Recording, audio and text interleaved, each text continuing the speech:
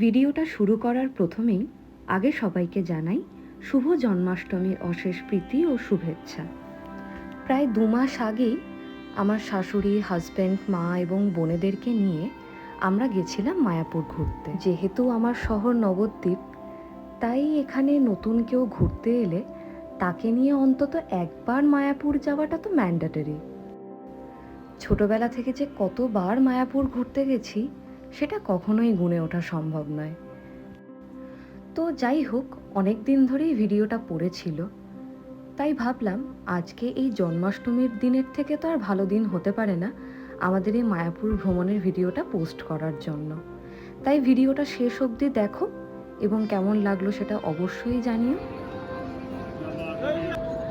ওই যে আমার সাজনে বুড়ি দুটো বসে আছে।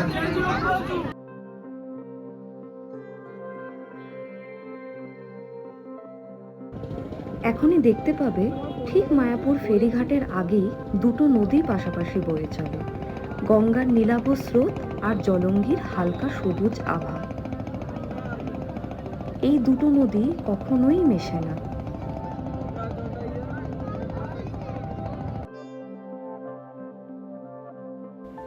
এবার আমরা পৌঁছে গেছি মায়াপুর ফেরিঘাটে।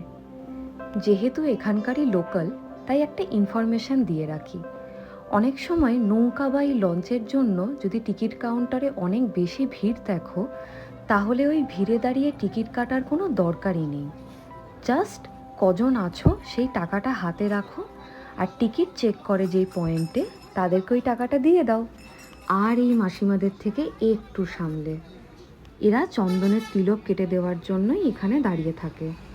শখ পূরণের জন্য একবার তো তিলক পড়তেই পারো, কিন্তু টাকা পয়সাটা একটু সামলে। এরা 100-200 টাকাও চার্জ করতে পারে, কিন্তু 10-20 টাকার বেশি একদমই হাতে দেবে না। ফেরিঘাট থেকে বেরিয়ে আমরা এবার হাঁটা শুরু করলাম মায়াপুর মন্দিরের জন্য। এই মোড়টা থেকেই বাস, টোটো এবং আগে ভ্যান রিক্সা পাওয়া যেত, এখন আর সেটা চোখে পড়ে না। টোটোর একটা মজার বিষয় হলো, এরা ট্যুরিস্ট বুঝতে পারলে 100-200 টাকা থেকে ভাড়া চাওয়া শুরু করে এবং শেষ অবধি 5 টাকাতেও রাজি হয়ে যায়। না, তবে 5 টাকাতে জার্নি করা ঠিক নয়, খুব বেশি হলে পরে 15 টাকা অবধি রাজি হতেই পারো।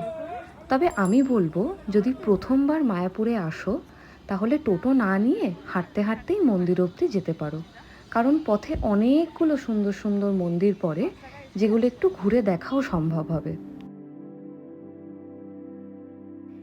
এই যে দোকানে ঘাগরার মতো পোশাকগুলো ঝুলছে, এগুলোকে বলে গোপী ড্রেস। ইসকন মন্দির যাওয়া পর্যন্ত প্রায় প্রত্যেকটা দোকানেই পাওয়া যায় এবং মন্দিরের ভেতরেও পাওয়া যায়, তবে মন্দিরের ভেতরে দামটা একটু বেশি আর বাইরে কম। খুব ছোটবেলায় শখ করে একবার ছোট মামা একটা কিনে দিয়েছিল। ওই যে দূরে বেদিক টেম্পলের চূড়াটা দেখা যাচ্ছে, তবে এখনো অনেকটা পথ হাঁটা বাকি।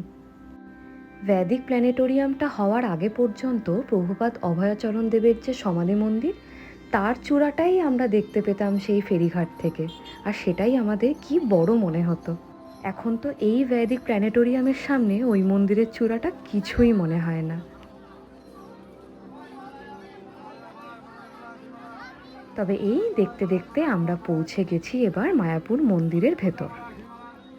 মন্দিরের ভেতরে অসংখ্য দোকান আছে, যেখানে ভগবান শ্রীকৃষ্ণের ছবি, জপের মালা, পোশাক, মানে ঠাকুরের যা জিনিসপত্র দরকার সমস্ত কিছু পেয়ে যাবে, কিন্তু দাম খুব সামলে। এটা প্রসাদ বিতরণের একটা কুপনের কাউন্টার। ইসকন মন্দিরের মেন গেট দিয়ে ঢুকে একদম ডান দিকে সোজা চলে এলেই এই জায়গাটা দেখতে পাবে। কুপন মূল্য 50 টাকা, আর বিনামূল্যে জুতো রাখার ব্যবস্থাও পেয়ে যাবে। এখানে 500 লোকের লাইন পড়া কোনো ব্যাপারই না, কিন্তু 500 কেন 1000 লোকের লাইন পড়লেও তোমাকে 5 মিনিটের বেশি অপেক্ষা করতে হবে না। এই হচ্ছে তার কারণ। এই যে বড় ঘরটা দেখছো, এটা পাশাপাশি আরও একটা আছে, আর এখানে একসাথে প্রায় 6 থেকে 7 হাজার লোক বসে খাবার খেতে পারে।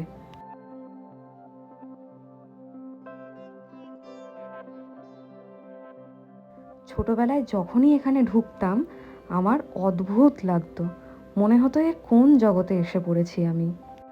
সব থেকে বেশি যেটা আমার ভালো লাগতো এখানেই খাবার সার্ভ করা স্টাইলটা।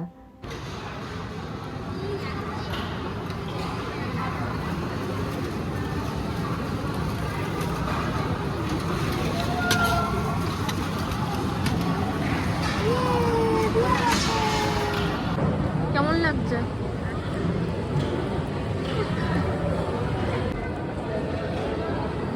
দেখে তুলে খাও খাও খাও, খেয়ে নাও তাড়াতাড়ি।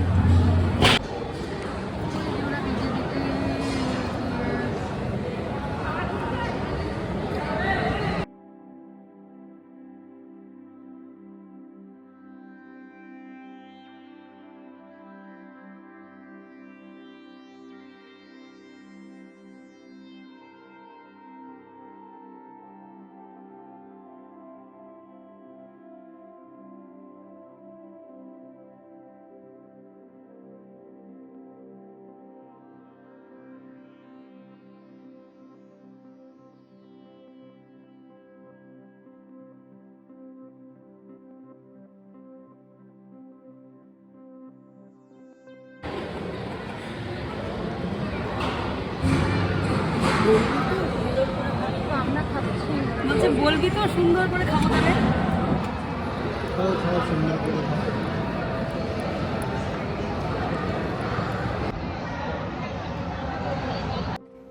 এই রাস্তাটা দিয়ে খুব সাবধানে হাঁটতে হয়, কারণ ভীষণ স্লিপারি, একবার হড়কে গেলেই হয়ে গেল।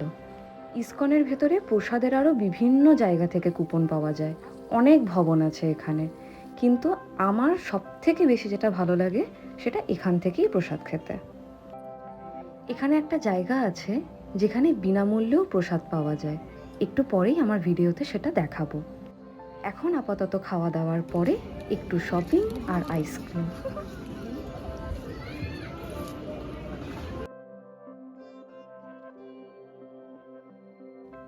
সত্যি কথা বলতে ছোটবেলা থেকে মায়াপুর আসার মূল অ্যাট্রাকশন ছিল এই মেম সাহেবরা। সে মানে নির্লজ্জের মতো ড্যাব ড্যাব করে তাকিয়ে থাকতাম ওদের দিকে। এখন অনেক গরুর গাড়ি হয়েছে দেখছি ইসকন মায়াপুর ঘুরে দেখার জন্য, আগে তো হেঁটেই ঘুরতাম।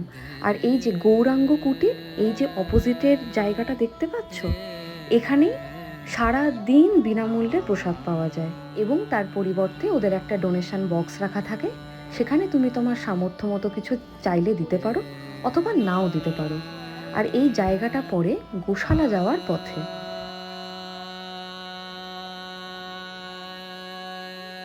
প্রায় অনেক বছর পরে আবার মায়াপুর এসে দেখলাম কত কিছু পাল্টে গেছে। এই এত গরুর গাড়ি, এই একটা প্রভুপদ ভিলেজ, এটাই বুঝলাম যে এখন মায়াপুরও নিজেকে ট্যুরিস্টদের মতো করে অনেকখানি পাল্টে ফেলেছে। হাওয়া আছে বেশ, হাওয়াও আছে, এই জন্যই আরাম লাগছে, তা নাহলে দম বেরিয়ে যেত।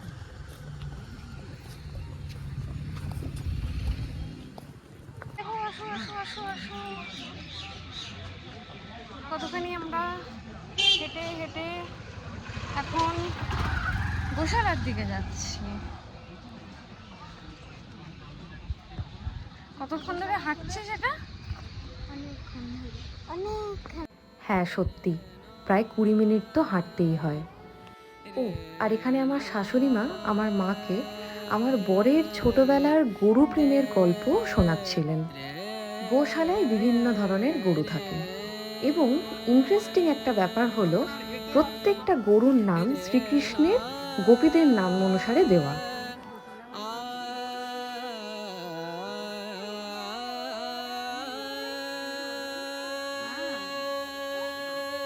এবং এখানেও ডোনেশন বক্স রাখা থাকে, তোমরা চাইলে ওদের রক্ষণাবেক্ষণের জন্য অবশ্যই কিছু ডোনেট করতে পারো।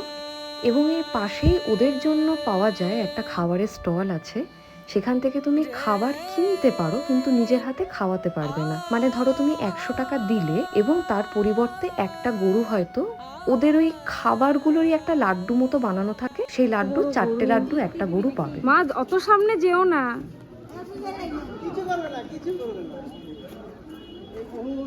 সব থাকে কিছু করবে না, মানে ও যদি। এবার গিয়ে আর সেই ঘরটা খুঁজে পেলাম না, যে ঘরটায় আগে গেলে দেখতে পেতাম যে ঘি তৈরি হচ্ছে। ওরে বাবা,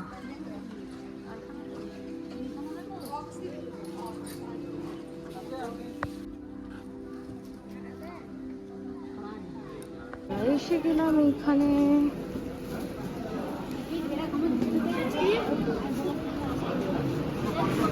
100 গ্রাম হলো 50 টাকা। মাটির ভাড়ে কোথায় জানি দেখলাম। ওই তো মাটির ঘরে ক্ষীর পাওয়া যায়, গ্লাসে দই পাওয়া যায়।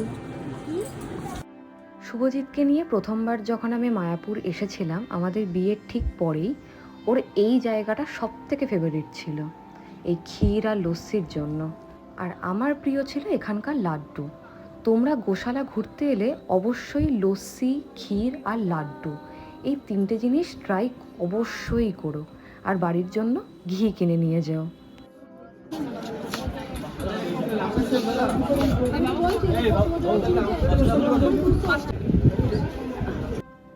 আমার কাছে এই জায়গাটা হলো ফোয়ারা বাগান। মায়াপুরে যেখানে ফোয়ারা আছে ঠিক তার পাশেই এই বাগানটা আছে, যেখানে ক্লান্ত হয়ে গেলে লোকজন বসে বিশ্রাম করতে পারে। অনেক সুন্দর সুন্দর ফুলের গাছ আছে এবং যে গাছে হাত দেওয়া বারণও আছে।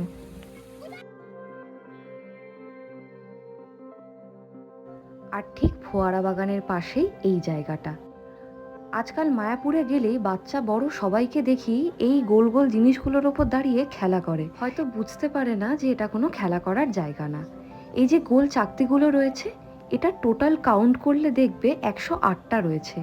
এর এক একটায় দাঁড়িয়ে হরে কৃষ্ণ নাম জপ করতে হয় এবং একটা করে এগিয়ে চলতে হয়। এইভাবে 108 নম্বর চাকতিতে পৌঁছানোর পরে ওখানে প্রভুপাদের চরণের একটা ছবি আছে, সেখানে প্রণাম করতে হয়। এবং আগে এই প্রণাম করার পর আমরা একটা করে নকুল দানা পেতাম।